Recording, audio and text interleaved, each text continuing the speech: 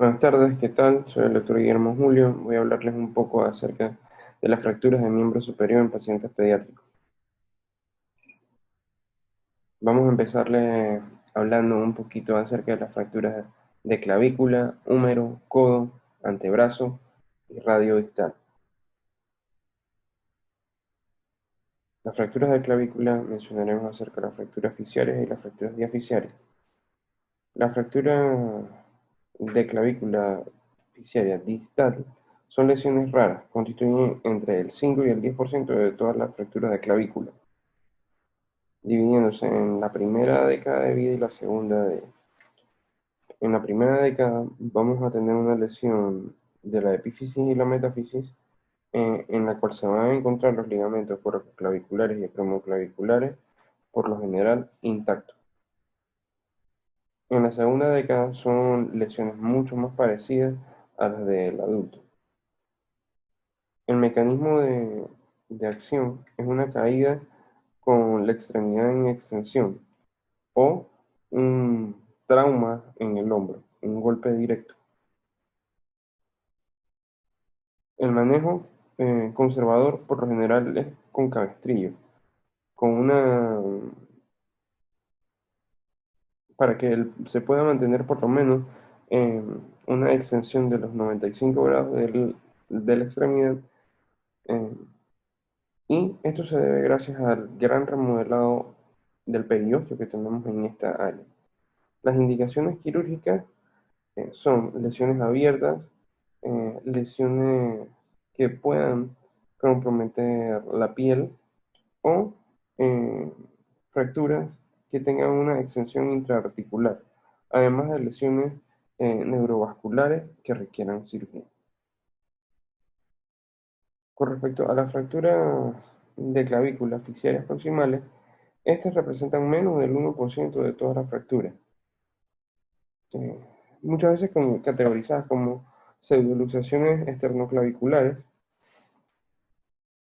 El mecanismo de acción, por lo general, es un golpe directo en la cara posterior del hombro, y esto va a producir la subluxación a nivel del manubrio eh, costoesternal. Con respecto a la imagenología, lo ideal es realizar inicialmente unas placas tipo Serendipity, pero lo ideal es realizarle eh, una tomografía axial.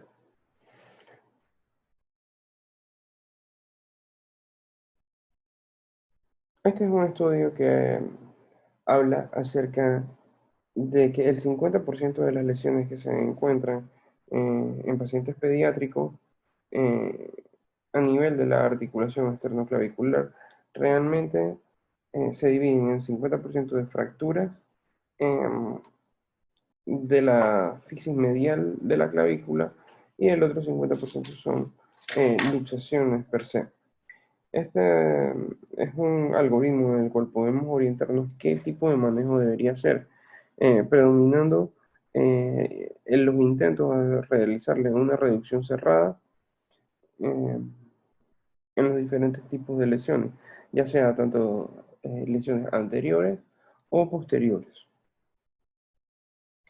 Las fracturas de clavícula deficiaria corresponden al 15% de todas las fracturas en el miembro superior, teniendo dos picos de incidencia: en el nacimiento y eh, a nivel traumático, que va desde los 6 hasta los 12 años. El mecanismo de acción por lo general es una caída con el brazo en extensión, un tramo directo sobre el aspecto lateral del hombro. Con respecto a las fracturas al nacer, el 90% son consideradas fracturas obstétricas, y los niños macrosómicos representan un 13% de posibilidades de que presenten algún tipo de fractura de clavícula. De todas maneras, hay que caer en cuenta que si no existe ningún tipo de trauma en el nacimiento, hay que pensar en una pseudoartrosis de clavícula. Con respecto al tratamiento, el tratamiento varía. gran parte en el manejo no quirúrgico es a la capacidad de remodelación de la clavícula. En pacientes neonatos, aproximadamente demora una semana en la consolidación de realizarse una fractura. De 0 a 2 años, de 2 a 3 semanas, de 2 a 12 años, de 2 a 4 semanas y más de 12 años, la remodelación se daría entre de 3 a 4 semanas. Con respecto a las indicaciones quirúrgicas, es controversial cuando hay un acortamiento mayor de 2 milímetros, sobre todo en pacientes adolescentes. Hay indicaciones absolutas como vendrían siendo las fracturas expuestas, el desplazamiento de una fractura con una interposición de tejido óseo o una lesión eh, neurovascular. Este es otro artículo en, en un Systematic Review en el cual eh, traigo más que todo a colación por el hecho de que era bastante interesante, que hablaba de que no existía una diferencia significativa entre la utilización del el vendaje en 8 y el cabestrillo. Al mismo tiempo tampoco hablaba de que, de que en los pacientes mayores había un alto riesgo de complicaciones con el desplazamiento de las fracturas. Con respecto a las fracturas de húmero, eh, hablamos que son menos del 5% de las fracturas, de todas las fracturas pediátricas, las fracturas de húmero proximal, siendo fracturas Salter-Harris 1 de las menores de 5 años, Salter-Harris 2 mayores de 12 años y fracturas metafisiarias entre los 5 y los 12 años. Recordando que el húmero proximal tiene la capacidad de un crecimiento hasta el 80% de todo el húmero, esto aumentando su tasa de remodelación en esta parte. Y los tipos las fracturas en húmero proximal tienen dos picos demográficos desde al nacer y otros traumas al nacer. Por lo general se dan cuando se realiza con el brazo una hiperextensión y una rotación del mismo. Esto por lo general puede terminar produciendo una lesión fisiaria.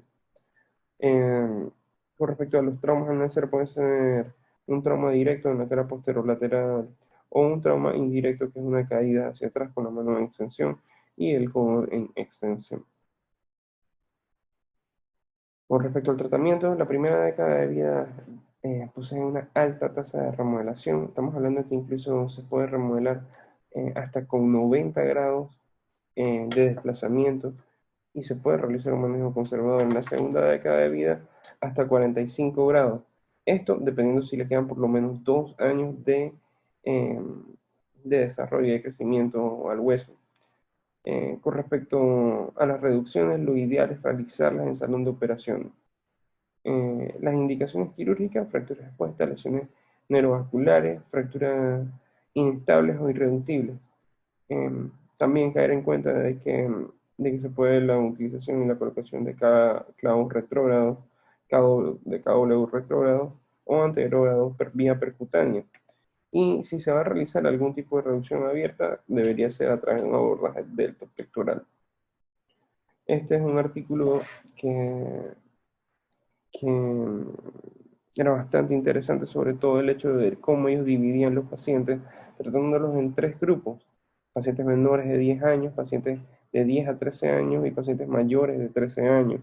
Esto nos puede orientar un poco acerca de la remodelación, eh, de la capacidad de remodelación del húmero proximal y cuando es más fácil pensar en un manejo conservador o no. Y ellos hablan acerca de las indicaciones, las únicas indicaciones para una fijación quirúrgica en el húmero proximal, que vendría siendo cuando tienes una fractura abierta o tienes una lesión neurovascular. Esta es una de las imágenes en la que se evidencia aproximadamente 90 grados de desplazamiento y en la placa siguiente se ve el proceso de consolidación. Con respecto al trauma en el húmero, en la parte diasficiaria, representa menos del 10% de todas las fracturas de húmeros en niños. Se da en neonatos o en adolescentes. Eh, Representa un 5% de lesiones asociadas a tipo Olsen-Lewis. Estas van a tolerar angulaciones de 35 grados, un varo de menor de 20, un varo o algo menor de 20 grados, un procurvatum menor de 20 grados, rotaciones hasta de 15 grados y menos de 2 milímetros de acortamiento.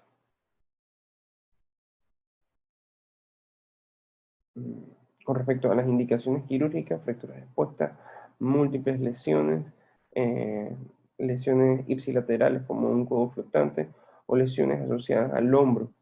Eh, Al mismo tiempo, alineaciones inaceptables, como hace un momentito acabo de mencionar los diferentes tipos de ángulos.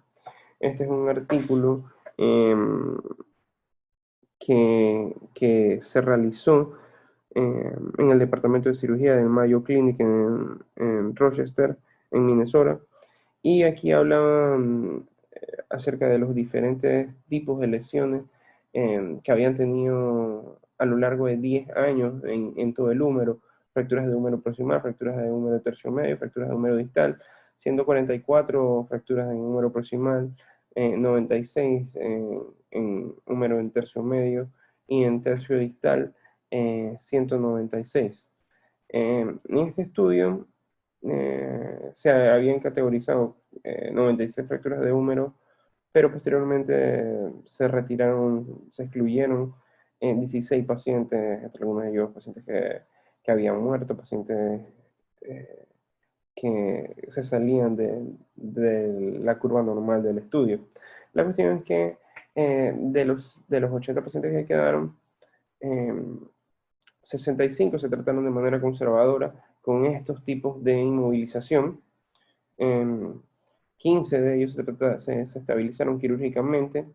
Y lo interesante, lo llamativo es que los 15 que se estabilizaron tenían un promedio de edad de 16 años, estaban entre los 15 y los 17 años. Em, las estabilizaciones variaron, pero la gran mayoría fueron reducciones con colocación de placas o de clavos flexibles intermedulares. Y de todos estos pacientes, solamente 5 presentaron paresia eh, del nervio radial, de los cuales 3 fueron en manejo no conservador y 2 en las estabilizaciones quirúrgicas. Así que ahora hablándoles un poquito acerca de las fracturas de codo, en las lesiones de codo, el 80% de las lesiones en el codo se producen en el húmero distal, eh, siendo de predominio la fractura supracondilia, eh, las fracturas de cóndilo lateral en el segundo lugar con un 15%, y en promedio las fracturas supracondilias serían 7 años y los cóndilos laterales aproximadamente 6 años. Empezamos hablándoles un poquito acerca del codo de niñera, que es una subluxación del ligamento anular. En promedio, a los 28 meses de edad, eh, es el predominio de este tipo de fracturas, que varía entre el 1 y los 4 años de edad. El mecanismo de una tracción longitudinal del codo en extensión y pronado. Con respecto a la imagenología, las radiografías no, por, por todavía tener gran cantidad de cartílago articular, no son tan significativas. Lo ideal realmente es hacerle, si uno tiene algún tipo de duda, diagnóstico, un ultrasonido. Eh, a pesar de ser usuario dependiente, representa un 65% de sensibilidad y hasta un 100% de especificidad. Con respecto al manejo, hay dos técnicas de reducción. Una es con el brazo supino realizándole un máximo de flexión, y el otro es haciéndole una hiperpromoción a la extremidad, al antebrazo. Y bueno, las fracturas supracondilias tienen un predominio, como lo había mencionado, de 5 a 7 años, siendo el promedio 6. Es igual tanto en hombres como en mujeres.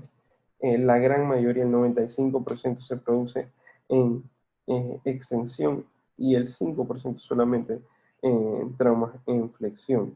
Con respecto a la imagenología, es extremadamente importante eh, realizar buenas placas para tener buenos diagnósticos, recordando que los niños por lo general tenían con dolor o incapacidad para la flexión, perdón, para la extensión en la gran mayoría de los casos del codo. Entonces lo ideal es realizarle primero una radiografía lateral y posteriormente intentar realizarle una radiografía AP. Eh, Podemos utilizar eh, la incidencia del rayo para realizar dos tipos de placa, una en la que podamos ver la paleta humeral y otra en la que podamos ver eh, la parte proximal del antebrazo. Recordando que entre las cosas que nosotros queremos valorar es eh, la línea humeral anterior en la que nos va a orientar acerca de si puede haber o no una fractura.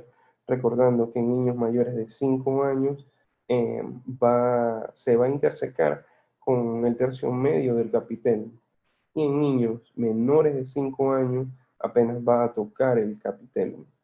Y cuando tienes una fractura, como podemos ver en la imagen,